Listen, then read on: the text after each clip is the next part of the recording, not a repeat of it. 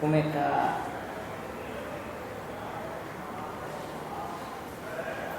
o trabalho desse pensador que está inserido neste livro de Carlos Bernardo Loureiro. Os investigadores da alma e do espírito, 5 séculos de pesquisas, 500 anos. Isso significa dizer que neste livro contém conteúdo que fora pesquisado há 500 anos.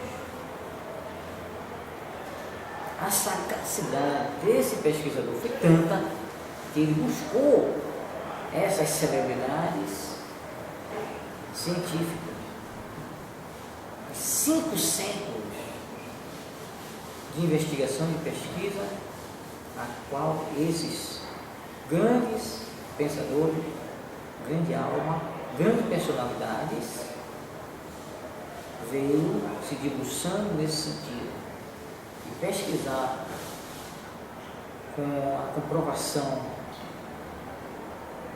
via manifestação dos fatos de comprovação desses fenômenos durante todo esse período. Não é coisa para qualquer pessoa, é bom que se diga. Isso, claro, faz parte de quem usa o raciocínio. Isso faz parte de quem pensa.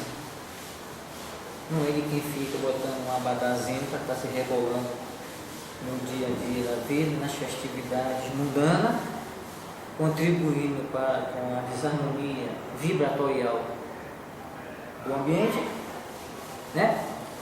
E fortalecendo, claro, o desejo deletério dessas criaturinhas que se encontram no mundo invisível, operando de forma oculta nas inspirações e nas deduções. A criação das festividades, das músicas, das danças, que é uma verdadeira expressão de erotismo. É o que a gente vê nessas danças, né? Eu sinto até vergonha de assistir. Eu não assisto.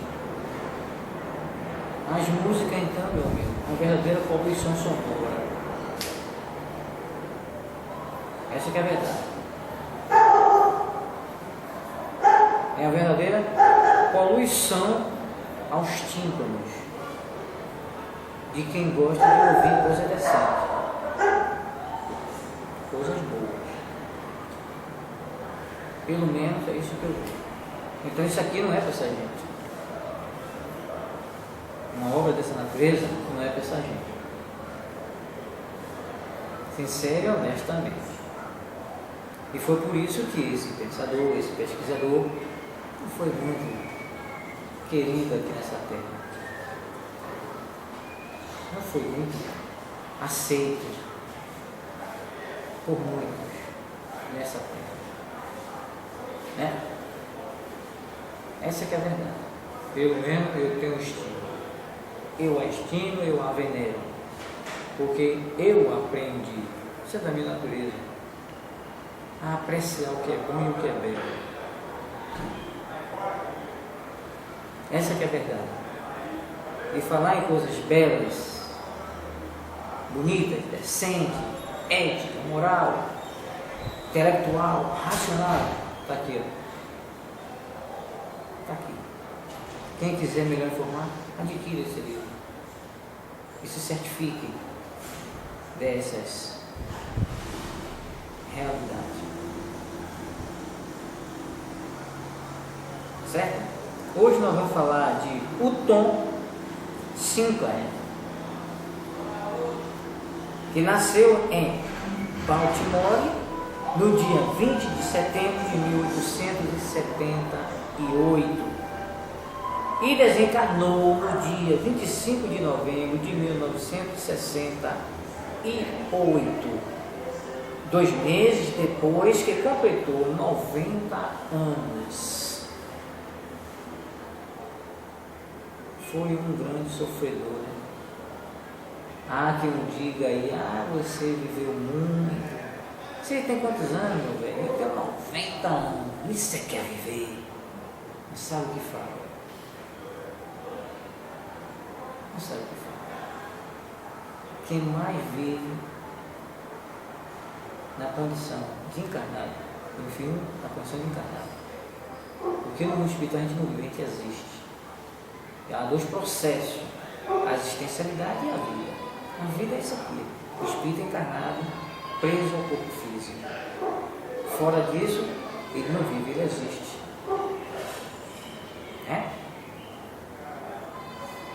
Viver 90 anos, 100 anos na carne, meu Deus do céu, atribui isso aí a uma grandeza ao ser, né? Não. Ao ser espiritualizado, não, isso é um sofrimento, isso é uma expiação atroz.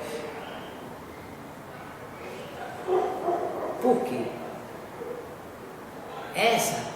Esse estado vivendes do espírito, preso à carne, é comparado, segundo ele, a Kardec, a um homem enjaulado, preso numa cadeia, numa gaiola, como se fosse um pássaro engaiolado. É a comparação que eles fazem. Eles, os espíritos superiores, fizeram com a Kardec. Então, não é coisa boa o espírito viver 90, 100, 80 anos preso na carne. A gente está acostumado a dizer, fulano morreu cedo, coitado. Coitado é a gente que está com 90, 80. Esse que é coitado. Que manteve a permissão de com 60, 50, né? Alçar o voo e sair dessa gaiola. É ele que está penalizado? Penalizado é quem está preso, está engaiolado. Então, não é boa coisa para o espírito, né? Conviver 60, 70, 80, 90 anos na carne. Não é experiência. Não. Infelizmente, os materialistas, claro, não tem essa concepção, julga que conviver 90, 100, viveu bem. Isso quer viver. Quem dera que alcance esse tempo, Deus que me livre. De acha que quer conviver 80, 90 anos. Eu já estou com 50, já estou procurando a Deus. Já estou pedindo ao Pai, poupa aí esse cálice. Jesus pediu que afastasse o cálice dele, imagine eu, né? Eu já estou pedindo, não, Pai, 52, eu estou com 52, já chega. Me dá hora esse estado de liberdade aí. Pela regra de alforria.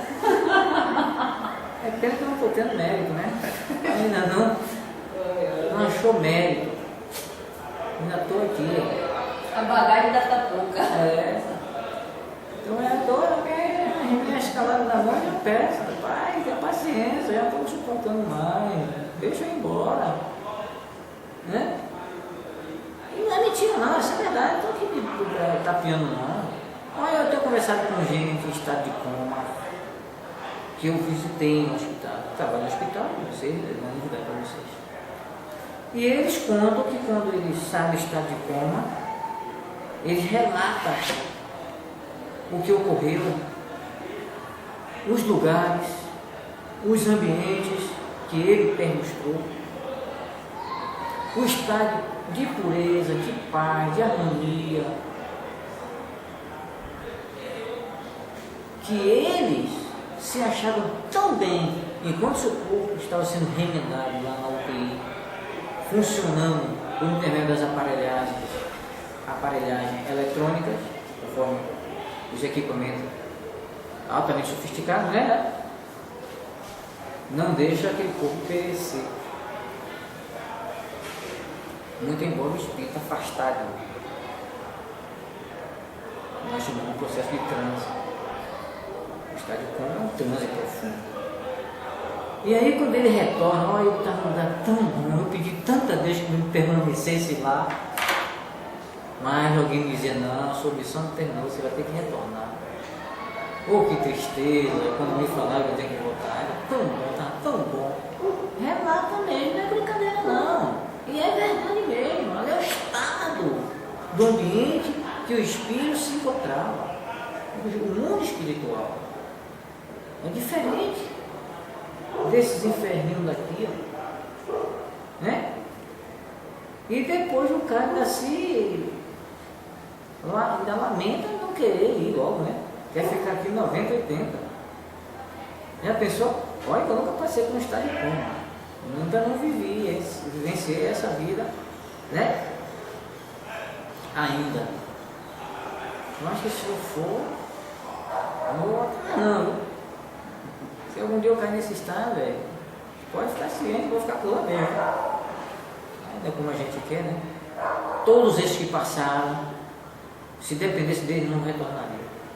Os que eu tenho conversado, não voltaria. Preferia continuar lá. Continuar lá significa dizer morrer. Preferia morrer, entre aspas, né? Simplesmente a morte é um trespasse. É um trespasse. É um translado. Infelizmente, a massa compacta de criaturas, sobretudo os religiosos, sobretudo, que são os mais ignorantes sobre esse aspecto, sabe nada a respeito da vida espiritual. Essa que é a verdade. Essa que é a verdade. Se para isso, nada. Infelizmente, essas criaturas ignoram esse processo. O mundo, a sociedade, enfim, seria outra se todos tivessem esse conhecimento, essa convicção que os espíritas que estudam têm. E tem muitos espíritas aí também que é uma vergonha. Tem muitos espíritas aí que não conhecem nem o livro da codificação, quanto mais ler. Eu não entendo como é que um indivíduo se rotula ser espírita e nunca ter lido o livro da codificação. Porque ler romance mediúnico, contos mediúnicos e se rotular espírita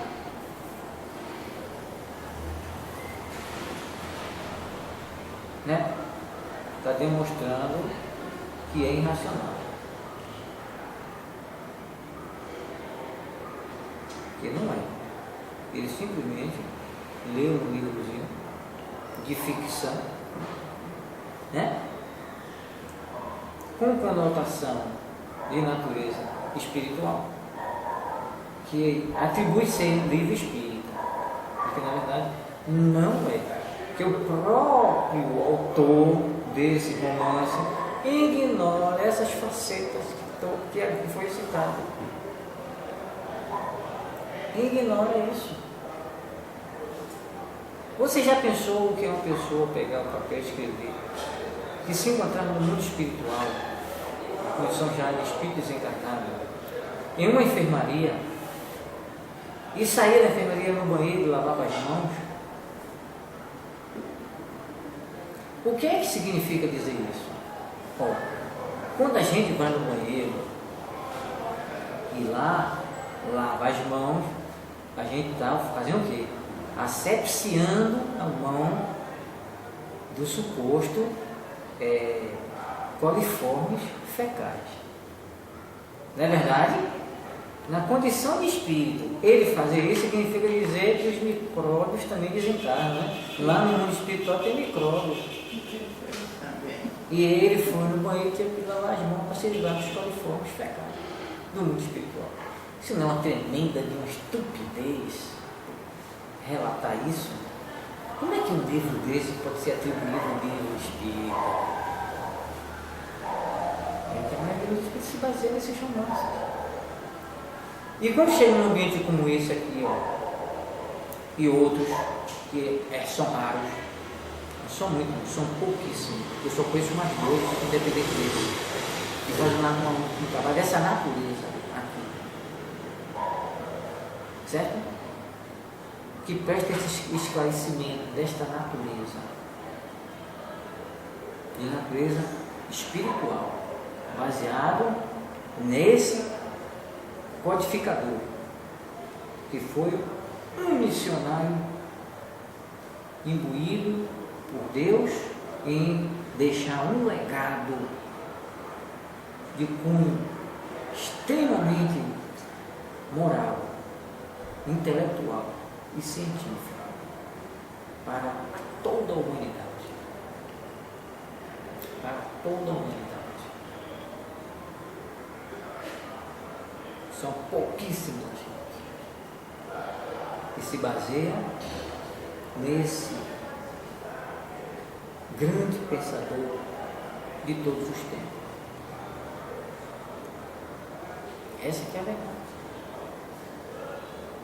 Aí quando chega num ambiente desse aqui, um dia um amigo espiritual me disse assim: olha, os irmãos trabalhadores pegaram esses dirigentes de centrinhos que tem aí, trouxeram eles, aí ele participa, ele vê esses trabalhos, dessas casas sérias, desse movimento sério que faz trabalho com essa grandeza espiritual. Vocês sabem o que foi que eles saíram, esses presidentezinhos de centro estavam falando, que isso aqui era a casa de Candomblé.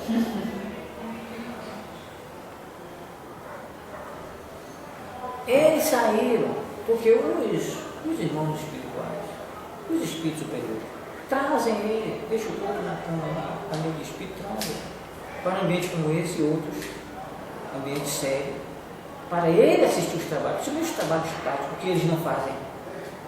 Como é que se produz um trabalho prático, um trabalho de desimantação de energia, onde contém ali a energia do obsessor, neutralizando a ação desse obsessor, que é considerado por nós, pesquisadores, como os pombos sem asa, as obsessões de encomenda, né? É quem rodou por bruxaria, feitiçaria, tem muitos mesmo que manda mesmo, não é brincadeira. Eles chegam aqui, ó, eles não acham moleza aqui não. Viu? Casa séria como essa aqui, eles não botam a manguinha de fora não, eles cartam lá fora. Viu? Com essa gentinha aí, que fica cultuando eles como seres incriados da natureza, conforme eu já vi. Aos pretos velhos, os orixás, os guias, os caboclos, são seres incriados da natureza. Eu olhei para a cara desse pseudo espírita, disse: infelizmente, você já botou Kardec no lixo há muito tempo.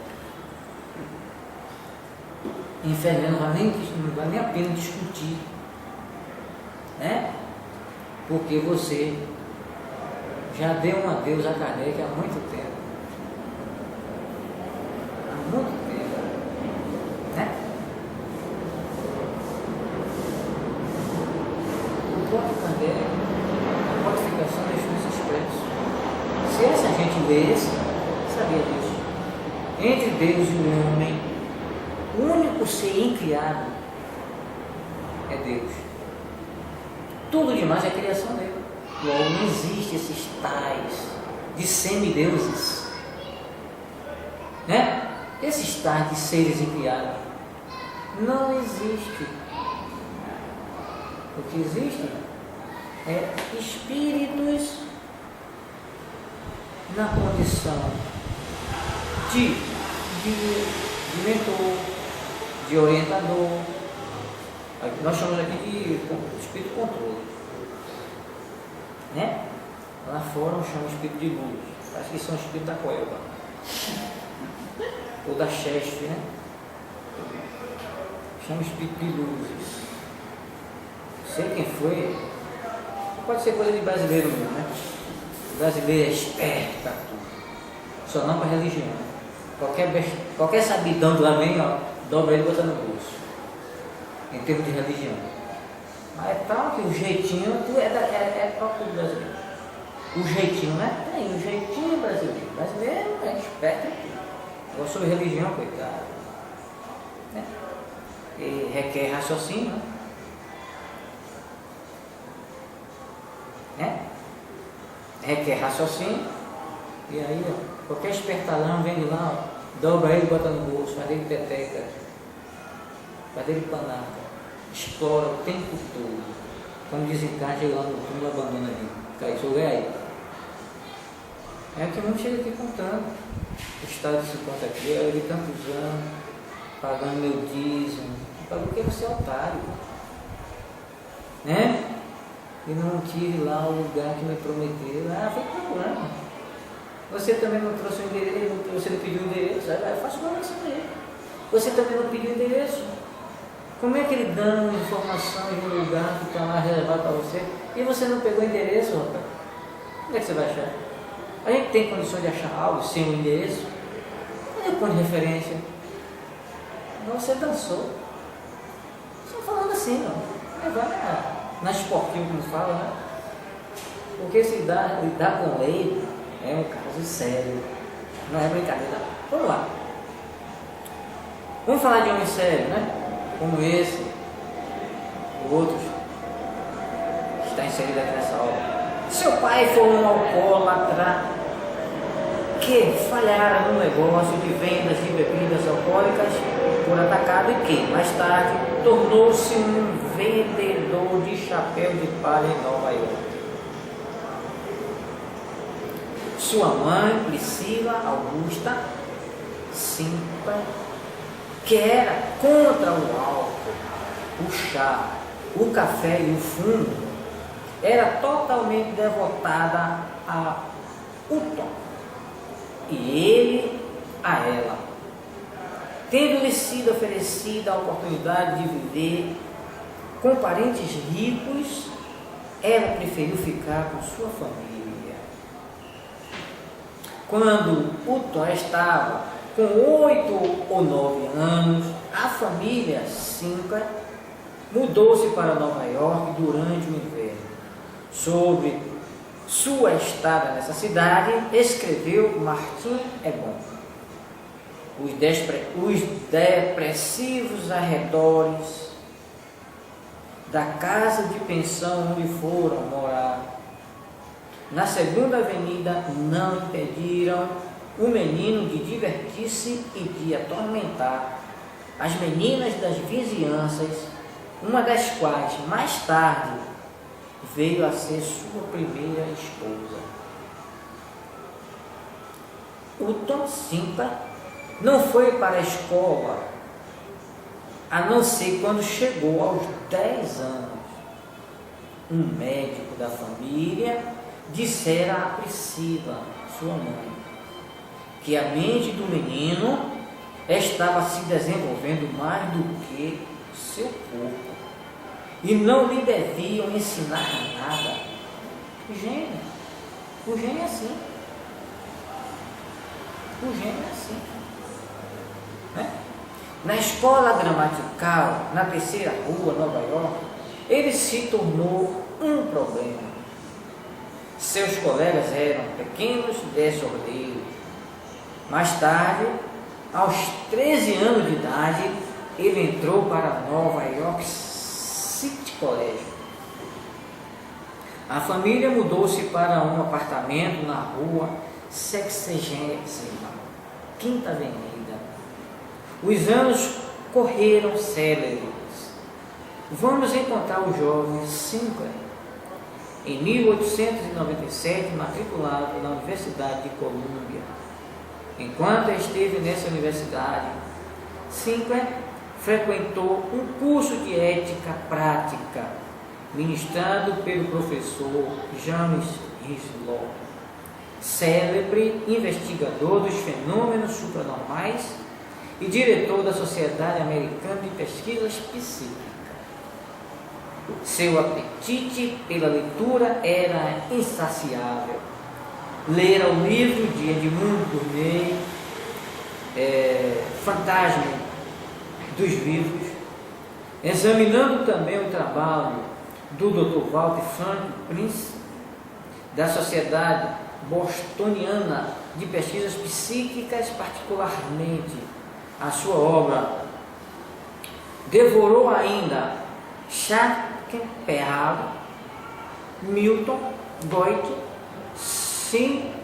Schiller, Heine, Racine, Molière, Rousseau, Voltaire. Sozinho aprendeu a ler alemão, francês, italiano e grego. Gênio. Pode ser de outra forma. Né?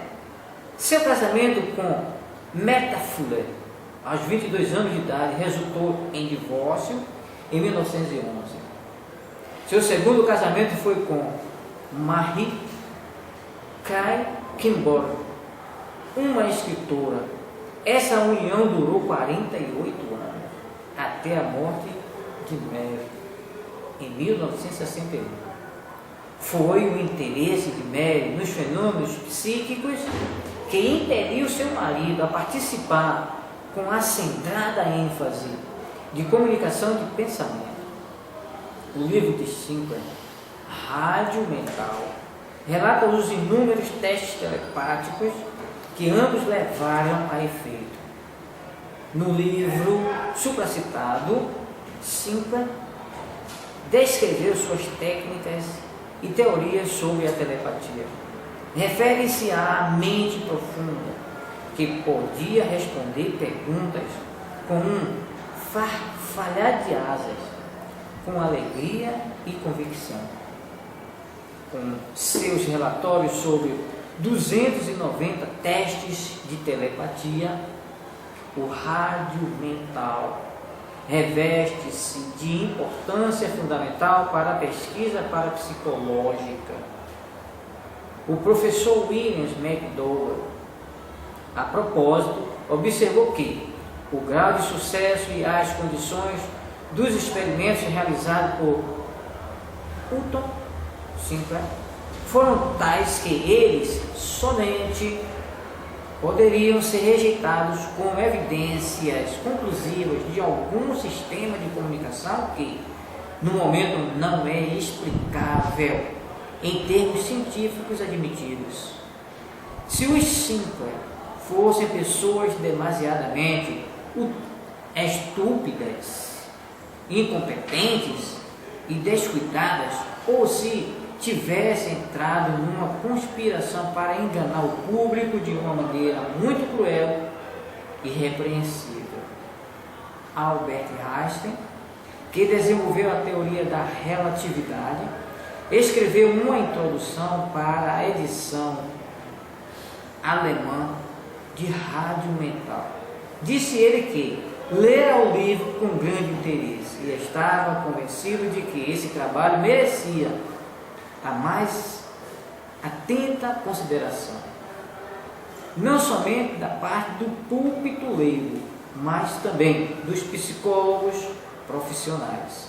Einstein visitou Sinclair em sua casa em Pasadena, Califórnia, e ambos trocaram cartas durante quase 20 anos.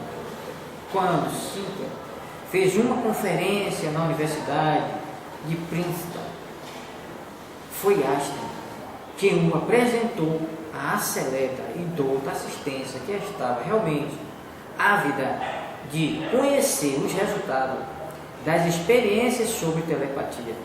Pelo que consta, foi a primeira e, provavelmente, única vez que os resultados de experiências sobre fenômenos paranormais conseguiram ultrapassar os pórticos daquela universidade tão intelectualmente hermética, fechada.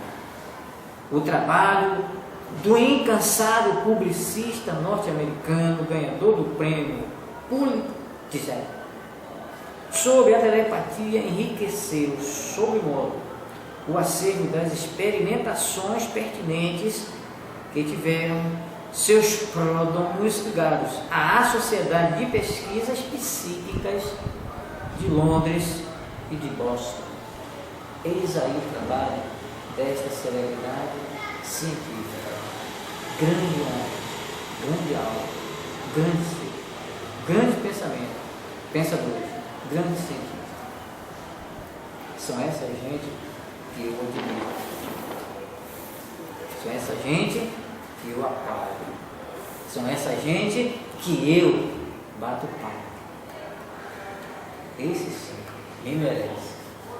Sinto feliz em relatar, né, essas grandezas científicas que esses homens não foram homens comuns, são espíritos vindo de outros planetas, desenvolver essas habilidades científicas, trazendo essa demonstração dessa grandeza fenomênica